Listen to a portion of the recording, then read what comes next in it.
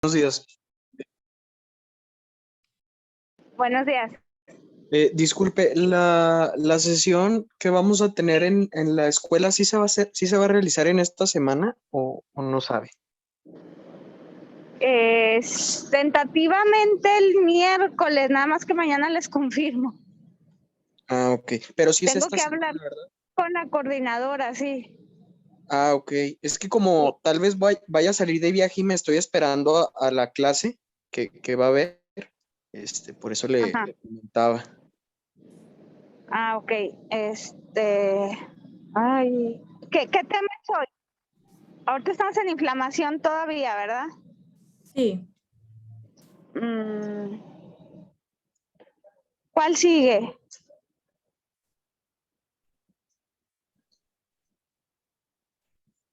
Creo que sigue dolor.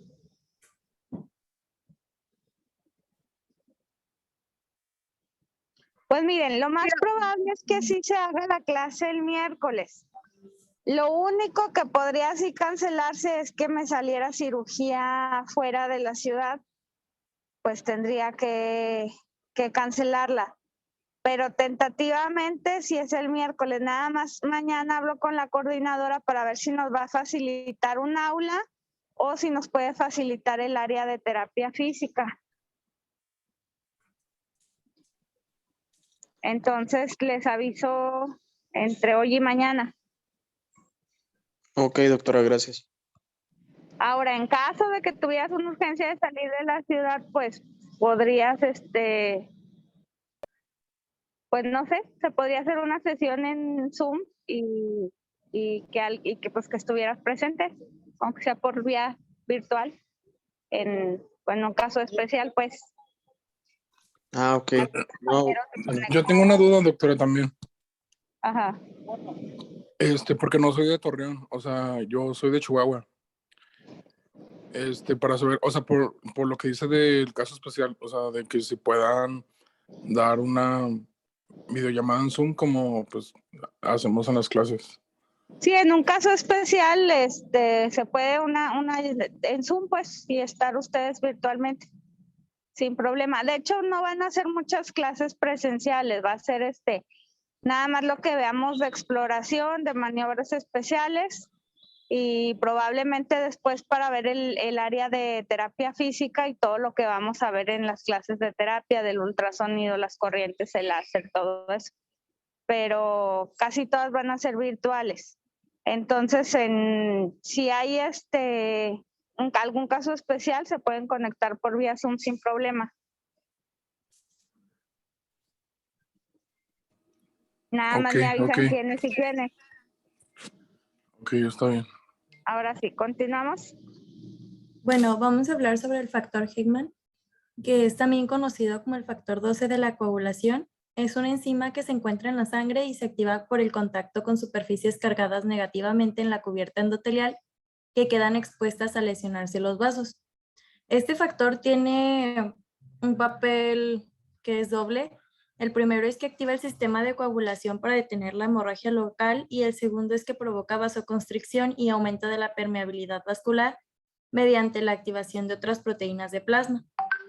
También convierte el plasminógeno en plasmina y la precalicreína en calicreína y activa la vía alternativa del complemento, así como lo vemos en este esquemita, que es la activación del factor Heyman y producción de mediadores de inflamación.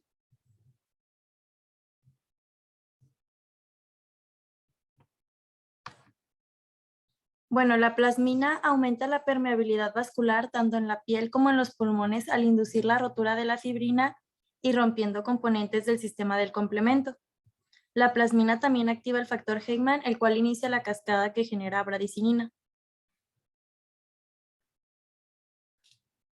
Ahora, la calicreína plasmática atrae a los neutrófilos y rompe el cininógeno para generar varias cininas como la bradicinina. Las cininas son péptidos biológicamente activos que son potentes sustancias inflamatorias procedentes del plasma. Las cininas, en especial la bradicinina, funcionan de forma similar a la histamina. Estas provocan un importante aumento de la permeabilidad de la microcirculación y están más presentes en las fases precoces de la inflamación y son destruidas posteriormente de forma rápida por proteasas o cininasas tisulares. Ay, perdón. Bueno, las prostaglandinas son producidas por casi todas las células del organismo y se liberan en respuesta a cualquier lesión de la membrana celular. Hay dos prostaglandinas que afectan a la fase inflamatoria, es la prostaglandina E1 o PG1 y la prostaglandina E2. La PG1 aumenta la permeabilidad vascular antagonizando la vasoconstricción y la prostaglandina E2 atrae a los leucocitos y potencia los efectos de otros mediadores inflamatorios como la bradicinina.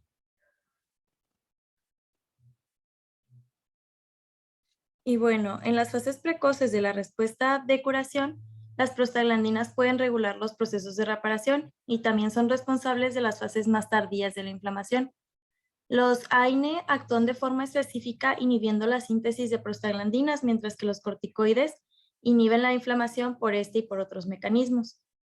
Como las prostaglandinas son responsables de los estados febriles, estos fármacos también son eficaces pues, para bajar la fiebre, como ya lo sabemos. Luego veremos las anafilotoxinas. C3A, C4A y C5A son productos muy importantes del sistema del complemento. Y estas fracciones del complemento provocan un aumento de la permeabilidad vascular e inducen la desgranulación de los mastocitos y de los basófilos, provocando una mayor liberación de histamina y aumentando aún más la permeabilidad vascular. Y bueno, aparte de los cambios vasculares mediados por sustancias, los cambios en la atracción física entre la sangre y la pared de los vasos también alteran el flujo sanguíneo. Durante la vasoconstricción inicial, las paredes opuestas de los pequeños vasos se aproximan, haciendo que las cubiertas de los vasos lleguen incluso a contactar. Y bueno, aquí en esta tablita podemos ver los mediadores de la respuesta inflamatoria. Por ejemplo, la respuesta de vasodilatación es mediada por la histamina, las prostaglandinas y la serotonina, mientras que el aumento de la permeabilidad vascular es mediada por la bradicinina, C3A, C5A, PAF, histamina, la serotonina y las prostaglandinas. La quimiotaxis es mediada por la histamina, C5A, las monocinas, la calicreína y las linfocinas. La fiebre es mediada por las prostaglandinas y el dolor es mediado por las prostaglandinas, el factor Heyman y la bradicinina. Y bueno, al principio de la respuesta inflamatoria, los neutrófilos, que son un tipo de leucocito de la sangre circulante, comienzan a migrar hacia la zona lesionada. Y a las pocas horas de la lesión, la masa de neutrófilos en la lesión atraviesa las paredes de las células endoteliales. Y bueno, la secuencia de acontecimientos durante el proceso en el que estas células pasan del interior del vaso sanguíneo al tejido del exterior de dicho vaso se conoce como extravasación. Los neutrófilos después abandonan la columna central de células y comienzan a rodear a lo largo de la cubierta interna vascular, que es el endotelio, y se adhieren ahí. Se pegan a las paredes de los vasos en un proceso denominado marginación y en una hora la cubierta endotelial de los vasos puede quedar completamente cubierta por neutrófilos. Según se van acumulando estas células, se van depositando en capas en un proceso denominado pavimentación.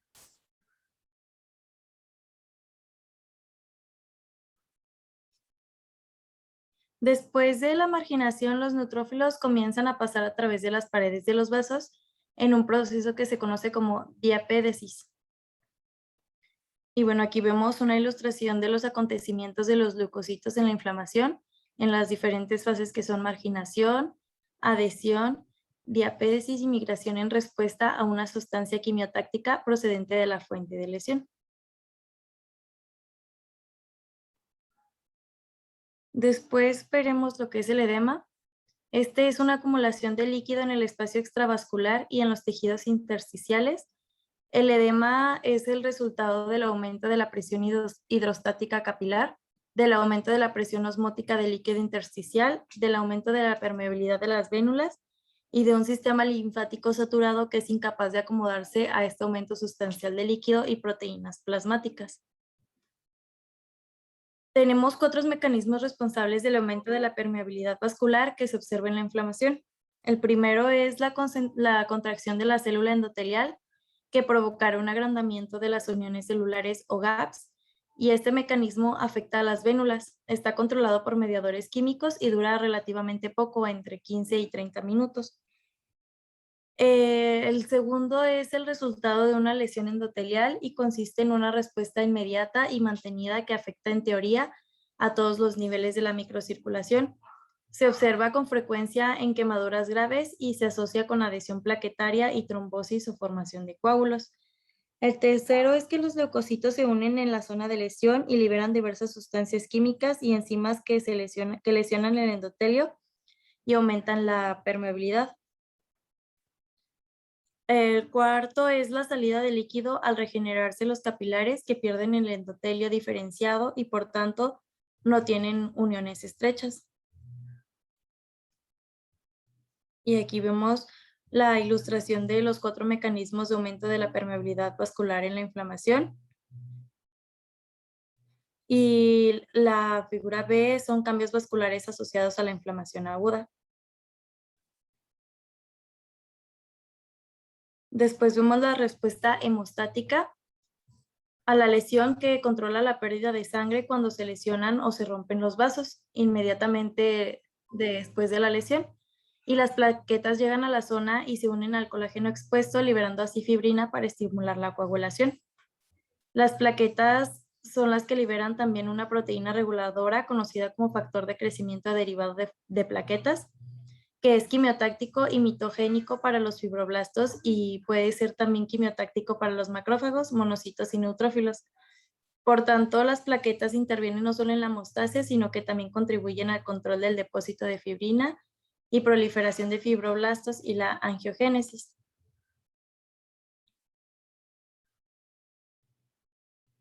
La respuesta celular, aquí la sangre circulante está compuesta por células especializadas suspendidas en un líquido conocido como plasma.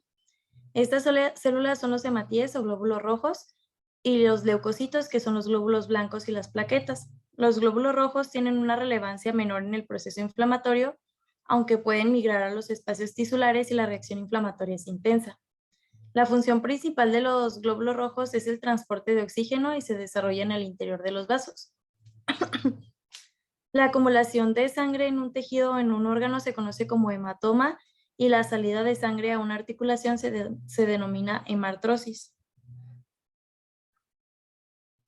Aquí vemos que la función fundamental de la inflamación es proporcionar leucocitos a la zona de la lesión a través del sistema circulatorio, y los leucocitos se clasifican según su estructura en polimorfonucleares y en células mononucleares.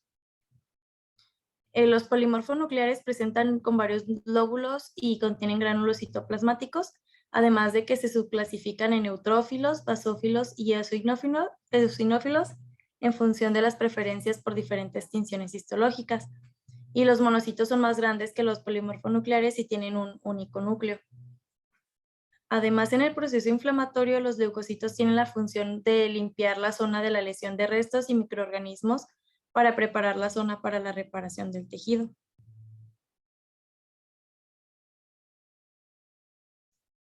Y bueno, los neutrófilos son los que presentan una mayor concentración en sangre y predominan en las fases precoces de la inflamación.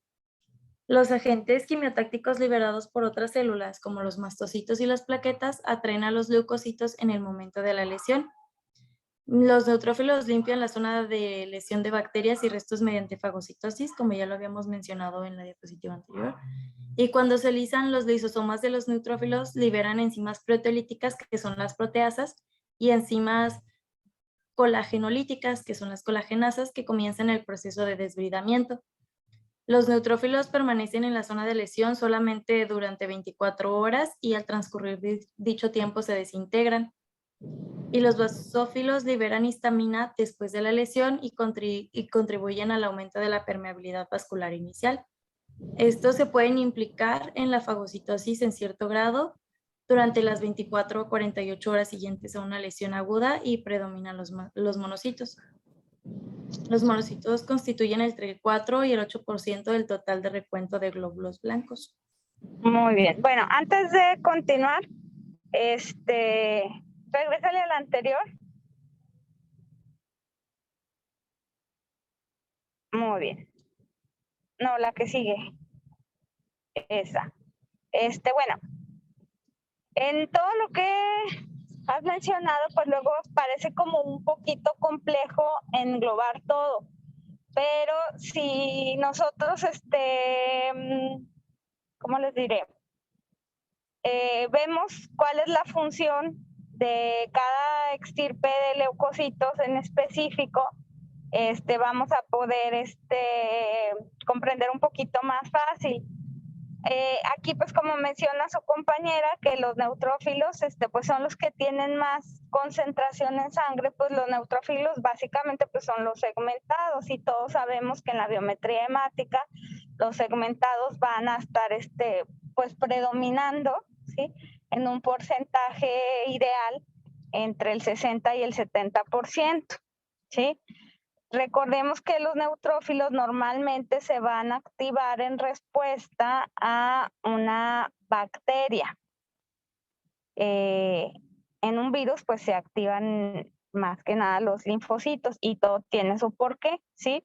Los neutrófilos, pues básicamente lo que van a hacer es, mediante la quimiotaxis, tratar de atraer las sustancias inflamatorias que van a poder lisar o destruir al agente bacteriano, y pues así pues ayudar pues a destruirlo, sacarlo del cuerpo, ¿sí? Este proceso, pues obviamente, como ya mencionó su compañera en otras, o sea, antes,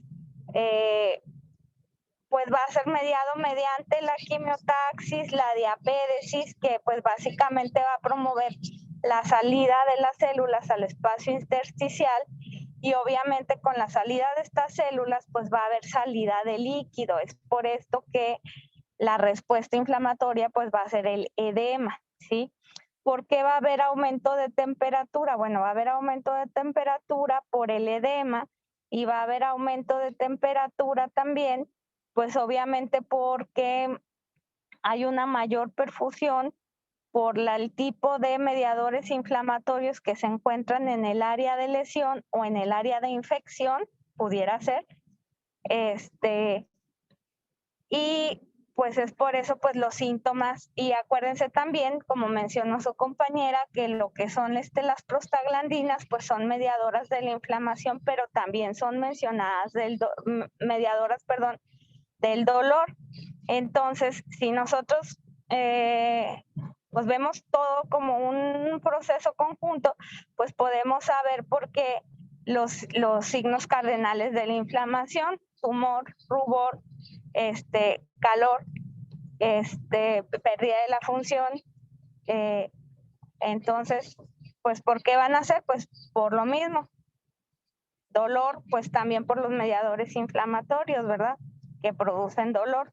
Entonces, todo tiene un porqué que pues es bastante complejo, pero si vemos como los puntos clave y los comprendemos, va a ser más fácil comprender pues el proceso inflamatorio. Va a haber tumor porque va a haber salida de sustancias al espacio intersticial. Va a haber dolor porque los mediadores inflamatorios también producen dolor. Va a haber rubor, ¿por qué? Pues porque es un área en la que aumenta la permeabilidad vascular, y pues eso produce también enrojecimiento. Va a haber calor, pues por lo mismo, porque está aumentada la tasa metabólica celular, porque está aumentada la permeabilidad, y pues obviamente pues todo esto va a producir pérdida de la función, ¿sí? Entonces, pues bueno, ahí en esta misma diapositiva, así algo sencillito, pues los basófilos, que dice que son los que liberan histamina, pues recordemos que uno de los mediadores de la inflamación es la degranulación de las células cebadas. Una de las células cebadas son los basófilos, y los granos de las células cebadas contienen histamina, ¿sí? Entonces es por eso que la degranulación de las células cebadas equivale pues a lo que dice aquí en otras palabras, que los basófilos liberan histamina. porque son una de las células sebas que tienen gránulos y esos gránulos adentro tienen histamina. Entonces, si comprendemos bien todo esto, pues va a ser mucho más fácil, les digo, comprender el 80% de las enfermedades. Entonces, espero que todos lo lean, lo entiendan y después lo apliquen. Continuamos.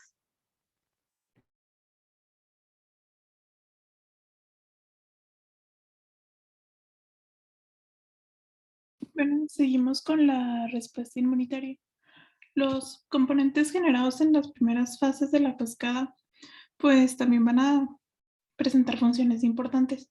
La activación de los componentes C1 a C5 van a producir subunidades que van a potenciar la inflamación. Esto va a hacer que las bacterias sean más vulnerables a la fagocitosis y se le conoce como opsonización. Van a atraer a los leucocitos por medio de quimiotaxis y van a actuar como anafilotoxinas que van a inducir la desgranulación de los mastocitos y de los basófilos. Esto nos va a provocar la liberación de histamina, que es un factor activador de las plaquetas y los leucotrienos. Todas estas sustancias pues van a potenciar el aumento de la permeabilidad vascular. La fase inflamatoria tiene tres consecuencias principales. Primero, la fibrina, la fibronectina y el colágeno van a establecer puentes de unión para formar una malla de fibrina que va a limitar la pérdida de sangre y le va a proporcionar a la herida cierta consistencia inicial. Luego los neutrófilos, seguidos por los macrófagos, van a comenzar a eliminar el tejido lesionado y finalmente se van a reclutar células endoteliales y fibroblastos que van a estimular la división celular. La que sigue, por favor. Bueno, los productos de los macrófagos van a ser las proteasas, la elastasa, la colagenasa, el activador plasmiógeno, los factores quimiotácticos para los leucocitos, los componentes de las vías clásicas y alternativas del complemento, los factores de coagulación, los factores promotores de crecimiento de fibroblastos y vasos sanguíneos, las citoquinas y los metabolitos del ácido araquinoico. Bueno, después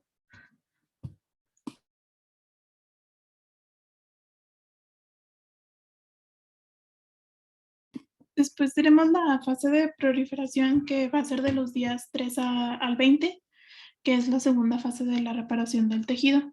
Se conoce como proliferación y va a durar pues hasta 20 días y va a implicar que las células epiteliales y los tejidos conjuntivos, y lo que se trata principalmente es de que se va a cubrir la herida y se va a proporcionar cierta consistencia a esta lesión.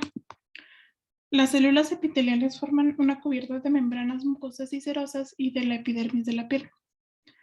El tejido conjuntivo contiene fibroblastos, que es una sustancia fundamental, y fibras que van a proporcionar el andamiaje del resto de los tejidos.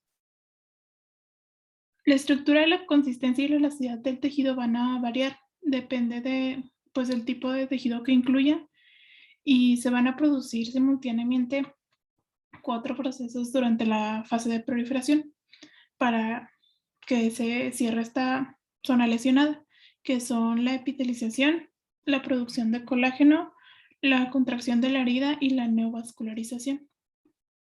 Aquí sigue.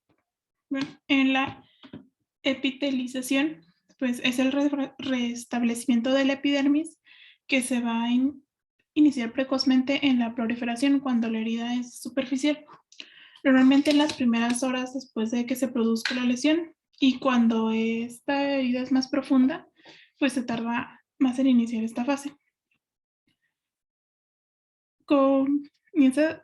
Tras la producción de colágeno y de neovascularización, esta va a proporcionar una barrera protectora para prevenir la pérdida de agua y electrolitos y así reducir el riesgo de infección. La curación de la superficie de una herida solo mediante epitelización no proporciona la consistencia adecuada para satisfacer las demandas mecánicas a las que se someten la mayoría de los tejidos. Esta consistencia se proporciona por el colágeno y se va a producir mediante fibroplasia. Lo que sigue. Bueno, en este proceso, a pesar de que estén limpias las heridas, se deben de quedar cubiertas clínicamente durante aproximadamente 48 horas y pues, si están más grandes las heridas, pues van a tardar más tiempo en que este proceso se lleve a cabo. Bueno, se divide en 4 fases, que pues es la vascular, donde va a haber vasodilatación, se va a alentizar el flujo sanguíneo y va a haber migración de leucocitos. También está la hemeostásica, que es una retracción ensayada de los vasos sanguíneos. Las plaquetas van a formar coágulos y se va a empezar a construir la malla de fibrina. Después está la celular, que es cuando llegan los leucocitos para llevar a cabo el proceso de fagocitosis. Los monocitos, que pues es la célula más importante en el proceso de inflamación, y los macrófagos, que van a sintetizar una serie de productos esenciales en la curación. Después está la inmunitaria, que es que está mediada por los factores humorales, y es cuando aparece el sistema de complemento de la vía clásica y la alternativa para aumentar la permeabilidad vascular, estimular la fagocitosis y dar un estímulo quimiotáctico. Bueno, la producción de colágeno. El crecimiento de los fibroblastos, que es conocido como fibroplasia, va a darse en el tejido conjuntivo. Los fibroblásticos se van a diferenciar a partir de células mesenquimales de la zona de alrededor de los vasos sanguíneos y el tejido graso. Estas células van a migrar a la zona de la lesión a lo largo de tiras de fibrina que van a darse por respuesta a las influencias quimiotácticas y van a estar presentes en toda la zona lesionada. Para que se produzca es necesario que se tenga un aporte adecuado de oxígeno, ácido ascórbico y otros cofactores que son zinc, hierro, manganeso y el cobre. Según aumenta el número de fibroblastos van a comenzar a alinearse de manera perpendicular en los capilares. Bueno, este tejido que va a contener los capilares, los fibroblastos y los miofibroblastos de nueva generación, pues se le va a conocer como tejido de granulación. Según va aumentando la cantidad del tejido de granulación, se ve produciendo una reducción concomitante del tamaño del coágulo de fibrina, permitiendo la formación de una estructura de un soporte más permanente. Y bueno, esto se medía por factores quimiotáxicos, que son los que estimulan el aumento de esos factores. Esta se considera la fase más delicada en el proceso de curación, debido a que el tejido va a tener muy poca consistencia y pues puede llegar a reabrirse. Durante la fase de proliferación, una zona lesionada presenta la mayor cantidad de colágeno, aunque su consistencia o tensión puede llegar a ser tan baja como del 15% de la consistencia del tejido en su estado normal.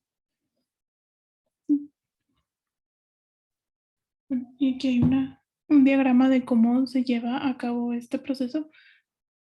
Pues primero, con la lesión, las células basales se van a desprender de la membrana basal. Las células van a migrar mientras se van a mantener unidas a las células madres y van a tirar de ellas hacia el centro para cerrar la herida. Cuando estos dos ya se unen, se detiene el movimiento y después las células basales se van a diferenciar y van a proliferar.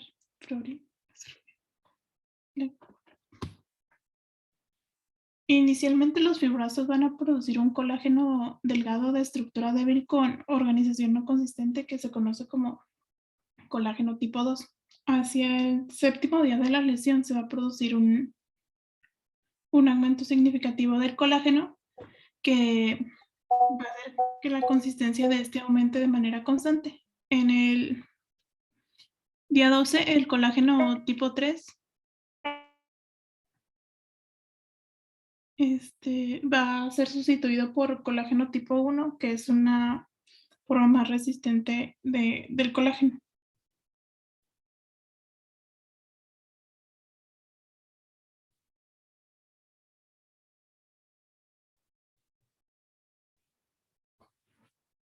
La proporción entre el colágeno de tipo 1 y de tipo 3 va a aumentar constante a partir de este momento.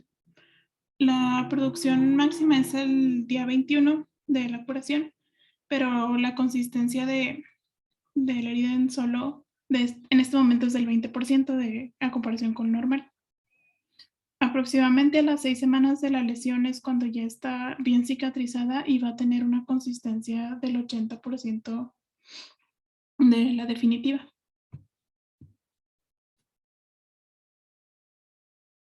La contracción de la herida pues, es el mecanismo final de la reparación de una zona lesionada. Al contrario de lo que va a ocurrir en la epitelización, que se va a recubrir la herida, la contracción va a tirar de los bordes de la herida para juntarlos, encogiendo la superficie de esta. La contracción satisfactoria va a dejar una pequeña zona que será reparada con la formación de una cicatriz. Esta comienza aproximadamente 5 días después de la lesión y tiene su pico más alto después de 2 semanas. Las principales células responsables de la contracción son los miofibroblastos.